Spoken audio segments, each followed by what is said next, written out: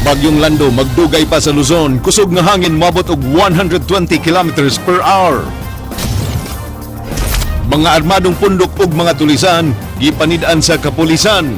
Posibleng gamiton sila nga mga goons karong eleksyon. Mayor Mike Rama mibabag sa demolisyon sa mga panimalay nga gimando sa korte sa English Birama. Kapin usa ka milyon ka pesos nga shabu nasakmit sa kapulisan sa usa ka raid sa barangay Suba, Dakbayan sa Sugbo.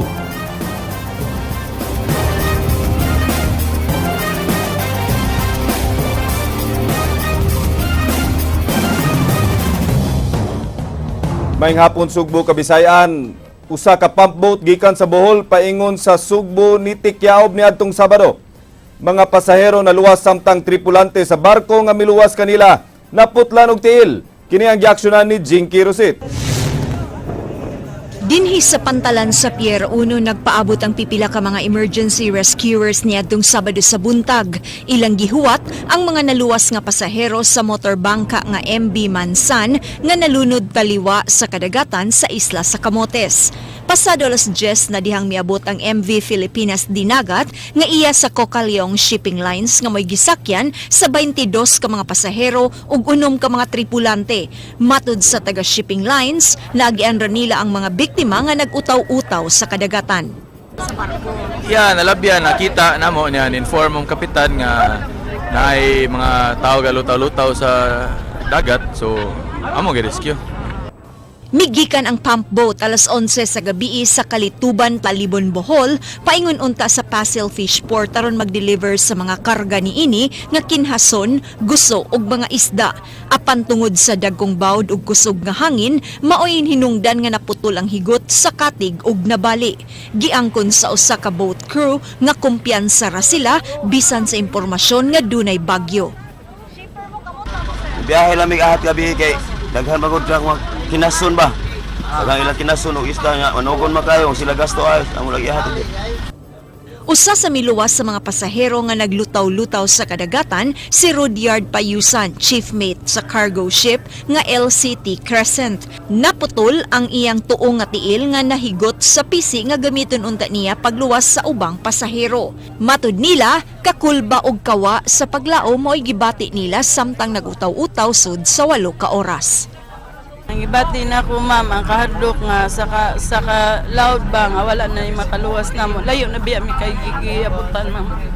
Nya dayon pag sud og life jacket, gunit lami sa mga kabilya kay naman na yung mga badwire gibutan na mo. Diha ra may gunit. Tungod sa hitabo, gikustudiya una sa Coast Guard Station Cebu ang 6 ka mga tripulante samtang gitakda silang pasakaan og kasong reckless imprudence resulting to multiple injuries. They're not supposed to, kung motorbangka man gani ni, they're not supposed to travel at night. Ang mga motorbangka na to, they're only allowed to sail during daytime. Alang sa Aksyon, Bisaya, Jinky Rosit, News 5. Bagyong Lando magdugay pa og kuso-kuso sa Luzon. Kini giaksyonan ni Ryan Sorote.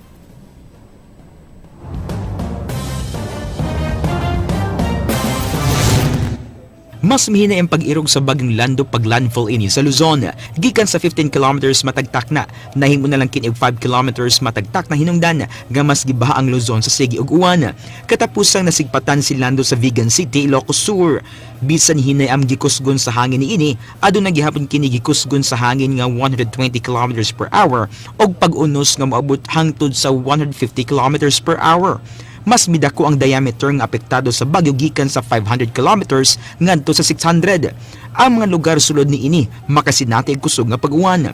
Naibanan ang mga lugar nga gipaubos sa public storm signal samtang hinay nga nag-irog ang bagyo panorte, paingon sa Ilocos Norte, Abra ug Apayao.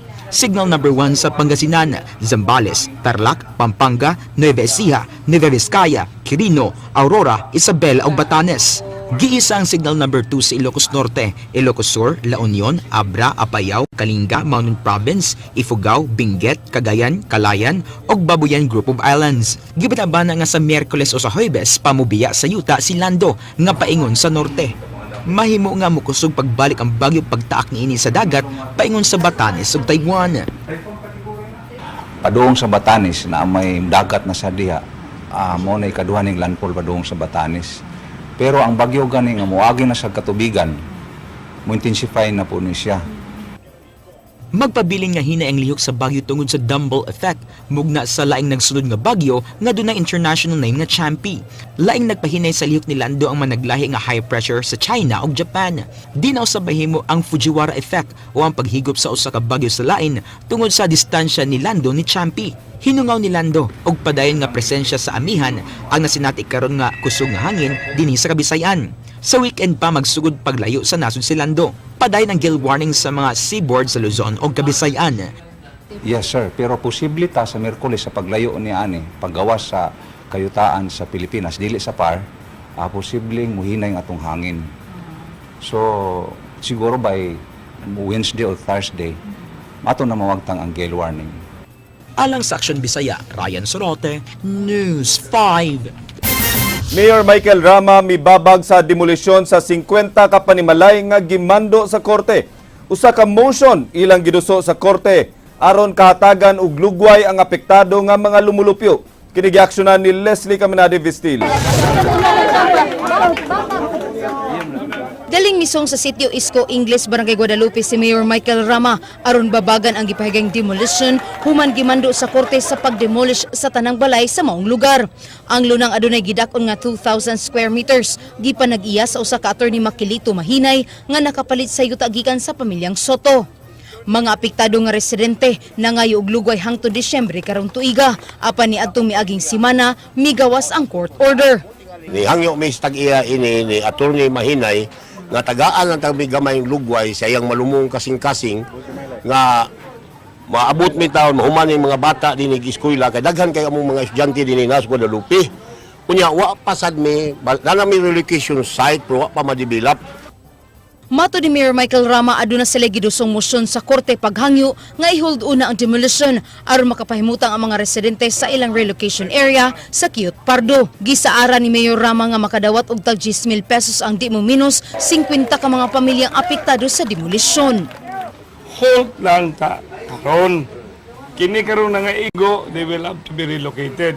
Then let the motion be heard tomorrow. And then at the same time, unsay decision sa huwis dili jud kumupugong kay rule of law man mi.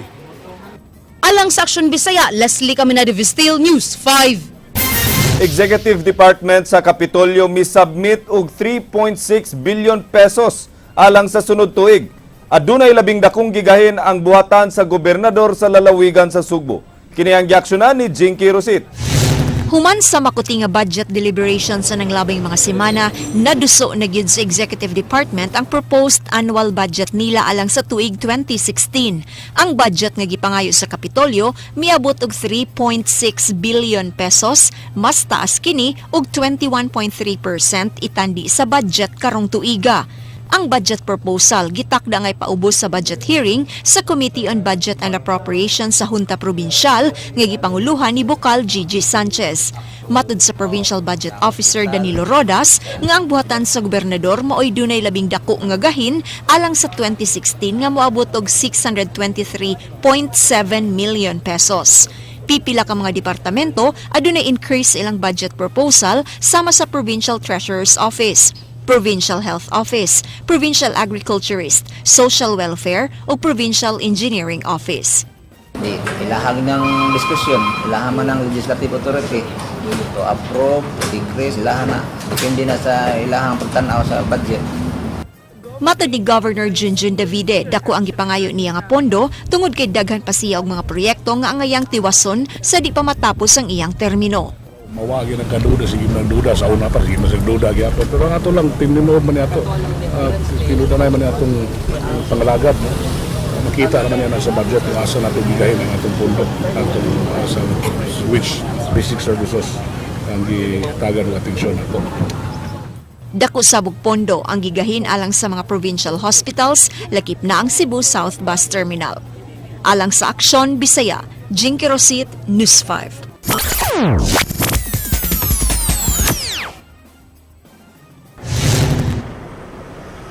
Dugay na na nga problema sa mga motorista ang kabataan nga magduwa og skateboard sa kadalanan. Walay kaila nga lugar ang mga kabatanunan dinhi sa Sugbo. Basta aduna lay lugar nga mahimo nilang kaduwaan. Sagad sa lugar nga ato sila magduwa kanang karsada nga plain kayo ang pagka-asfalto ug hayag usab ang lugar. Sama nini ana ang magduwa atubangan sa usa ka fast food chain.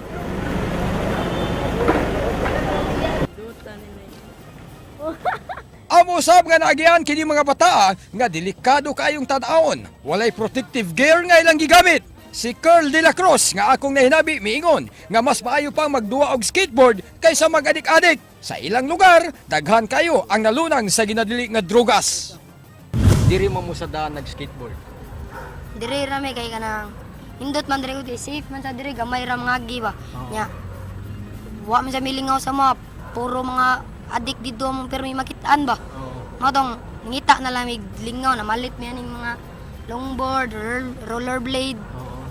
So diri na lang min duwa kasi mag-adik-adik mi nya wa may makuha.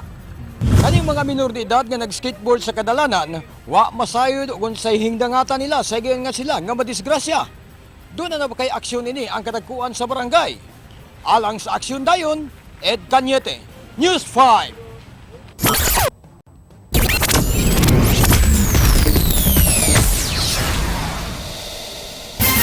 Lokal nga COMELEC mas gusto nga hatagan og gahom alang sa pagdetermine sa mga nuisance candidates. Matud nila, mas dali sila makadetermine kung nuisance ba ang usa ka kandidato o dili.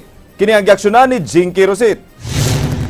Sa pagtapos sa filing sa Certificate of Candidacy sa miaging simana, mitala ang Provincial COMELEC Office og 76 ka mga kandidato nga buot muhupot og managlahi nga posisyon sa Kapitolyo. Ang mi-file og COC pagka-gobernador miabot og 6, 3 ang pagka-vice-gobernador, 46 alang sa 14 ka posisyon sa sangguniang panlalawigan ug 19 ka mga kongresista sa 7 ka distrito sa Sugbo. Sa maong gidaghanon, dili pa madeterminar sa COMELEC kung pila ini ang nuisance candidate tungod kay ang makasulti lang ini mao ang COMELEC and Bank. Sila mo'y mutudlo sa COMELEC offices lukup nasod kung angayan bang susihon ang katakos sa midagan nga kandidato. Actually, nindot siya kung i-delegate sa amo apel. Mapatawag na ang kandidato. Mailan man nimo kung nuisance siya. Kung unsa siya ka seryoso sa iyang kampanya. Kaya kung pangutanon nimo. So unsa man nimo pagpaila karon sa mga tao. Yeah. Musimang ang tubag, doon na mo ingon nga, di na kinahanglan, sikat naman kay ko. So, things like that, maka-indicate nga nuisance ni. Niadtong Sabado, mibalik na ang voters registration sa mga COMELEC offices, designated nga mga malls ug covered courts, lukop lalawigan.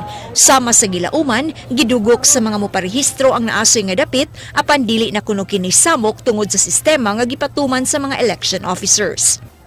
They are partly to blame nga nung nagkasamok na, nga nung nagkaguot ang opisina.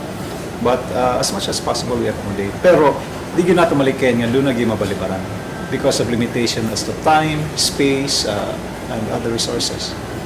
Giawhag sa COMELEC ang publiko nga magparehistro na ug mopaubos sa biometric system tungod kay kutob lang karong October 31, 2015 ang registration. Alang sa Aksyon, Bisaya, Jinky Rosit, News 5. Gamay na lang sa botante sa Sugbo ang wala masulod sa biometric system sa COMELEC. Dako og gikatabang kanila ang registration nga gipahigayon sa mga malls. Kini ang giaksyonan ni Leslie Caminade Vistil. Mato ni Attorney Marcel Sarno, COMELEC Election Supervisor sa Cebu City North District, wa sila nakitang kandidato nga angayan nga ideklarar nga nuisance candidate dinhi sa dakbayan sa Sugbo. I-submit rin nato sa Manila, and then Manila Law Department will make necessary necessary suggestions pa or recommendation kay ang field officer magoy mo makabalo or may direct hand to evaluate og kitsa tong nuisance candidate. Miabot og 53 ang buot magpapili pagkakonsyal sa dakbayan sa Sugbo. Gawas sa mga sakop sa Team Rama ug BOPK, adunay daghan nga mga independent candidates ang nanagan. Miabot usab og 7 ang magpapili pagka-congressman sa 2 ka distrito sa dakbayan sa Sugbo. Mag-1-on-1 sab ang mayor og vice mayor sa Team Rama ug BOPK. Samtang giulagway ni Sarno nga mudagsa pa ang mga magparehistrong butante karon mosunod pang mga adlaw. Dugang pa niini nga mas nakatabang sab og dako ang mall registration nga ilan ang gisuwayan kagahapon. Dugang pa ni Sarno nga 3.3% na lang sa mga butante ang wa marehistro. Set mong tagaan tagol nga at least 5% of the total registered voter. Maybe maybe kanang yesterday murag ng atong na 3.3 na siguro. Alang sa Aksyon Bisaya, Leslie Camina de Vistil, News 5. Sundihon sa Police Regional Office 7 ang grupo sa mga kriminal, tulisan ug mga armado nga naglihok sa rehiyon nga posibleng gamiton og guns sa mga kandidato sa eleksyon sunod tuig. Si Chief Superintendent Prudencio Tambanyas nagkanayon nga mo-request siya o sa COMELEC alang sa pagpangayo og kopya sa mga ngan sa kandidato nga nisangat na sa ilang COC sa miaging semana. Mandua ni Banyas ang intelligence officer sa PRO7 sa pagpahigayon og assessment uban ang laing law enforcement agency alang sa himuong workshop aron mailhan ang mga naglihok nga armed groups dinhi sa Rehiyon 7 inigsugod sa election period sa Enyero sunod tuig. I-recall usab ni Banyas ang mga pulis nga gihimong security escort sa mga politiko. Hinuon gitataw ni Banyas nga mahimong mo-apply pag-usab ang mga usa ka politiko alang sa pagpangayo og escort apan iyang giklaro nga dili tanan ang mahatagan. Niini sanglit muhimo pa man sila og threat assessment. Naman na based on mga existing data nato from the previous elections. We have also that kumbaga naka-file, and then we will part of the assessment will be checking kung naapa nga sila inexistent, what happened to this armed group, was it disbanded, saan ang mga personalities that were identified with this armed group.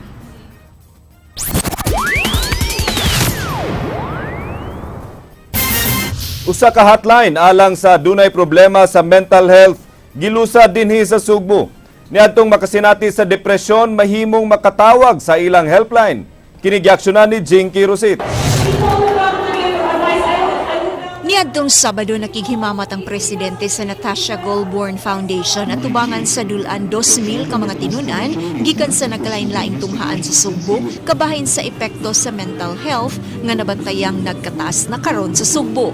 Gipahigayon nilang forum dungan sa formal nga paglusad sa programang Hope Line nga mo'y mutabang sa mga kabataan nga dunay gihambin nga emotional stress nunot sa peer pressure, bullying sa eskwelahan ug sa panimalay.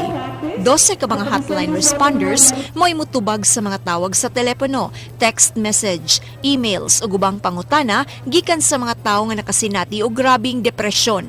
Nasuta nga nagkataas na karon ng ihap sa kaso sa mga suicide, mao nga nakigalayo na sab sila sa Department of Health ug sa Coalition for Better Education. So we want to make sure that the students are mentally healthy because they are the ones who will be absorbed in the industry later on. Gawas sa mga psychologist, nakigalayo na sab sila karon sa simbahang Katoliko alang sa espiritual nga giya sa dunay problema sa mental health. What the church can do is to draw out the inner spiritual resolve of each person that could help them understand, to look at the situation not just from a psychological point of view, but really from a spiritual point of view. Gikalipay sa presidente sa NGF ang paglusad sa Hope Line dinhi sa Sugbo tungod kay nakita niya nga dako ug matabang ang maong pundok sa mga emotionally stressed nga mga tao dinhi sa syudad. It's very, very historical for the Natasha Goldborn Foundation to launch the Hope Line in Cebu because Cebu is the perfect place where there's spirituality. So I requested that a church, Sacred Heart, be involved with us. Ang gustong magpatambag mahimong mutawag sa telepono 02-804-4673 ug sa 0917-558-4673. Alang sa Aksyon Bisaya, Jinky Rosit, News 5.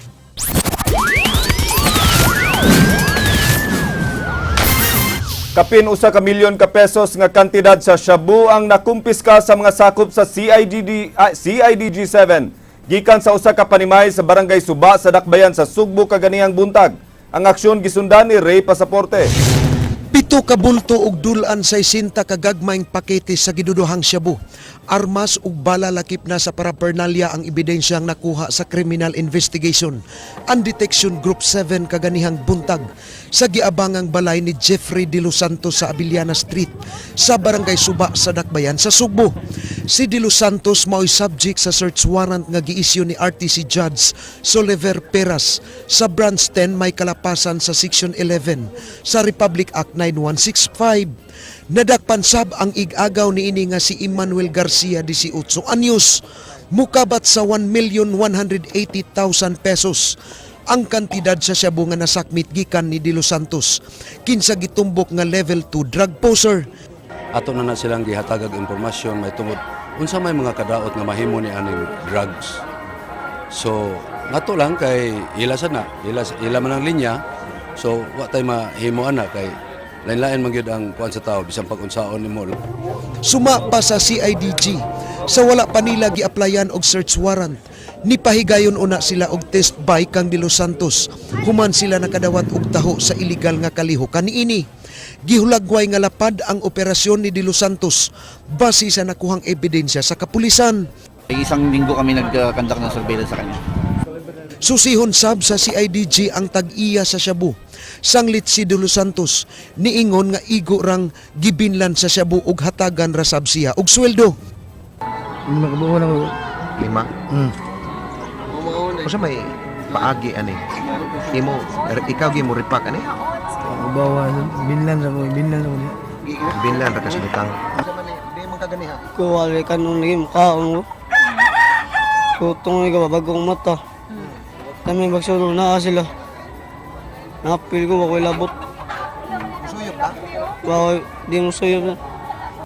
Kasong pagpamaligya ug paghupot sa gidili nga droga ang ipasakang sumbong batok sa dinakpan. Alang sa Aksyon Bisaya, Ray Pasaporte, News 5. 7 ka mga balay na sunog sa Talisay ug Konsolasyon. Usa sa Konsolasyon samtang unom sa Talisay. Kini giaksyonan ni Ray Pasaporte. 2,000 pesos ang danyos sa balay nga nasunog kagahapon sa buntag sa Purok 1 sa Barangay Nangka sa lungsod sa Konsolasyon. Alas 11:45 na dawat ang alarma sa kabumbiruhan og paglabay sa 10 minutos na kontrolar ang kayo nga nagsugod sa kwarto sa ikaduhang andana sa balay nga gipanag-iya ni Morina Dabalos. Ang 2 ka fire truck naglisod sa pagsulod sa nahimutangan sa balay tungod sa kagamay sa dalan. Wa sa ilang balay si Dabalos, sanglit ni Simba dihang nahitabo ang sunog. Ang nahabilin maulang ang iyang pag-umangkon nga babay ug usa ka trabahante. Ceiling fan ang gituuhan nga hinungdan sa sunog. Ade nagtrabaho ko ganina dire. Oo. Katong kabinet nga taoran ng tagsuga. Unya? Wa pa nahuman. Wa pa man ako matap. Oo. Pag sunog diri gyud ka. Oh, giingnan ako sa iyang apo nga kanang nasunog ko no. Ang taas. Oh, nya mo tong ni dali ko naog. Ani gawas. Nya di nakuyawan naman nga ako ang pagmangkon kay dako na. Oh, dako mo kaya na nakatol mo noon mi. Lalo na to sir nga possible sir nga electrical kay dito sa suod na ay nabilin daw na ceiling fan. Tapos ang suod po doon na daghan kayo og mga gitambak nga papel ba. Oo, pag ano dali na kayo katap kayo kay pag abot na mo dire sunog na kayo ang kanang right nga kwarto niya. 5 ka balay naug daw og usa ang partially burned sa sunog kagahapon sa hapon sa Sitio Kimba sa Barangay Kansuhong sa Dakbayan sa Talisay. Nadawat ang alarma alas 4:45 ug sulod sa 5 minutos nakontrolar dayon ang kayo nga giisa sa first alarm. Sa inisyal nga investigasyon ni SF Otto Sherwin Alguso sa Talisay Fire Station, nagsugod ang sunog sa balay ni Jack Kabaitan. Butane gas stove ang gituuhang hinungdan sa sunog nga giduwaan sa usa sa 3 ka batang babae minor de edad nga pag-umangkon ni Jack Kabaitan. Daling nikatap ang kayo sa kasikbit nga mga balay. Si Cherry Malyari usa sa apektado sa sunog. Nagluto ko na ang bata ba o ka ng butin ang gigamit. Libuto niya ni kailab nga resip mo Di ako pa man kunog dali ang kayo ano man to. Alang sa Aksyon Bisaya, Ray Pasaporte, News 5. Dako na ang naalkanse sa pamilyang Wahing sa negosyo nila sa mga pabuto. Sukad gi-revoke ang ilang lisensya ug mimenos ang ilang customers. Kini nunot sa naitabong pagkamatay sa 8 anyos nga batang lalaki nga aksidenteng nabuthan sa pyrotechnic sa Imilabayng buwan. Ang aksyon gisundan ni Ryan Sorote. 23 katuig nga natighimo og pabuto ang pamilyang Wahing sa Barangay Babag, Dakbayan sa Lapu-Lapu. Usa sila sa labing dako og inila, di lang sa Sugbo apan sa laing dapit sa nasod. Sa kailado sa pamilya, dagang mga pasidungog ug mga contest ang ilang nadagan sa nagkalabay nga matuig. Apan ang tanan nilang dungog o mga paninguha na kwestiyon sa pagkamatay sa usa ka batang lalaki nga naigo sa ilang pabuto sa lungsod sa Cordova niadtong Setyembre 28. Giulagwan ni Juliet Wahing nga aksidente ang paglihis sa pabuto ug way gusto nga mahitabo kini. Akong gigingnon sa ginikanan mga ira gyud pasaylo kay wa may disgrasya mo gituyo. For how many years ko naggamaw ginani karon pa nahitabo ang pagdisgrasya na. Mga trained og lisensyado sa Camp Crame ang iya mga fireworks operator nga napreso tungod sa hitabo. Giklaro niya nga gisolisit usab sa Barangay San Miguel alang sa ilang piyesta ang pabuto nga mo'y nakapatay sa bata. Nabayran na usab sa mga Wahing ang pagpalubong og ubang mga balayronon sa namatay nga mikabat og 100,000 pesos. Tungod sa hitabo, gi-revoke ni Lapu-Lapu City Mayor Paz Radas ang ilang lisensya, hinungdan nga di sila maka-apply og lisensya gikan sa Camp Crame. Nalkansi na usab sila sa pagbalibad sa ilang mga customers ug ang di na nila pag-apil og mga pyrotechnic competition. Pang kay bawaan ni kay ang buyer na mo dili na to matag na mari usay dili ana wala sa. Alang sa Aksyon Bisaya, Ryan Sorote, News 5. Target sa usa ka drug bust operation sa kapulisan naka-eskapo. Dihang gipaygayon ang operasyon kaganihang buntag tungang gabi. Ang report ni Ray Pasaporte. Nakaiskapo ang target sa drug bust operation sa Provincial Intelligence Branch ug Bugo City Police Station. Ang level 2 drug poser nga si Mikey Montialto. Ganihang tungang gabi sa Barangay Lourdes sa Dakbayan sa Bugo. Napatay sa PIB human nakigpinusilay kanila. Ang bata-bata ni Montialto nga si Randy Itang Lubitania. Sa report nga nadawat sa PIB gikan sa barangay, pulos armado ang grupo ni Montialto. Hinungdan wa sab sila mo kumpiyansa. Sa gihimong surveillance sa PIB ni tumaw ang pangan ni Mikey nga maoy ni pulis sa pagpamaligya og Shabu sa iyang maguwang nga si Leo Kinsa unang nadakpan sa otoridad og nabilanggo na karon sa Bugo City Jail. Ayang angga si Team Montialto. Onya pag abotan mo dito kabulabugan murag nakamalay sila. In fact na galalabay na lang uban mga ebidensya amo na recover panglabay na nila nakadagan uban pagsugod upin silay gyud mo kani si kuan ni swerte kay mamay ni plastada gyud kani si Randy. Mas lapad ang area sa pagpamaligya ni Montialto sa illegal nga droga.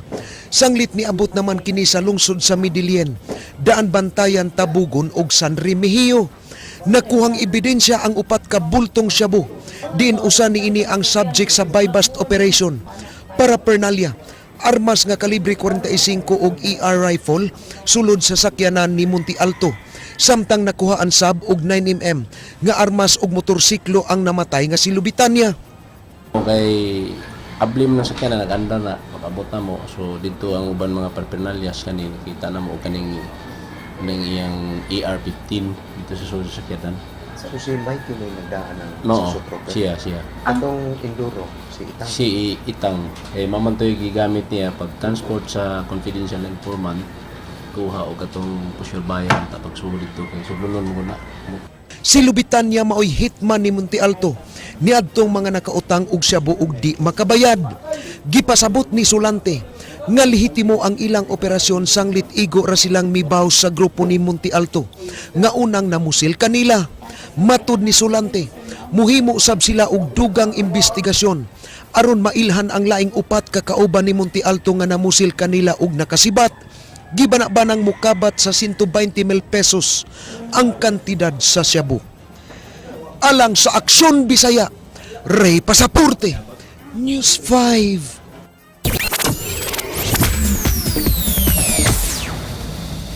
Mabulokong hapon mga igsoon. Arrest order batok ni Willie Revillame gimando sa Court of Appeals didto sa kauluhan. Alang sa dugang detalye, ania ang Aksyon Showbiz Report.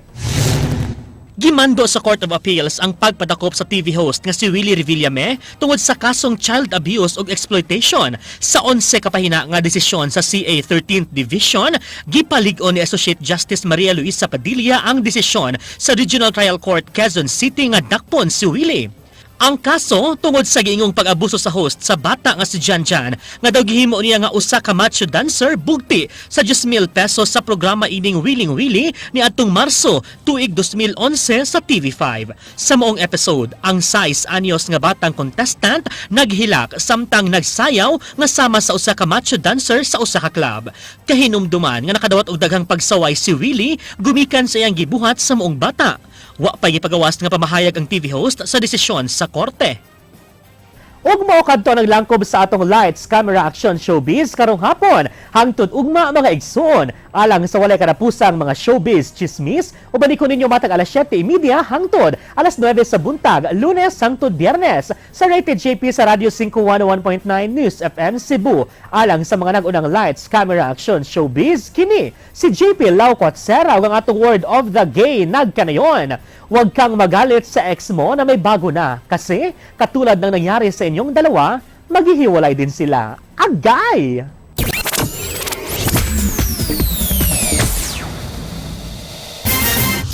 Maukat ang mga balita sa Aksyon Bisaya, ako si Glenn Soco. Mga balita nga pundasyon sa ligdo nga opinyon ug konkretong solusyon. Bisan asa, bisan kanusa, kapatid, kay di lang kutob sa balita. Aksyon!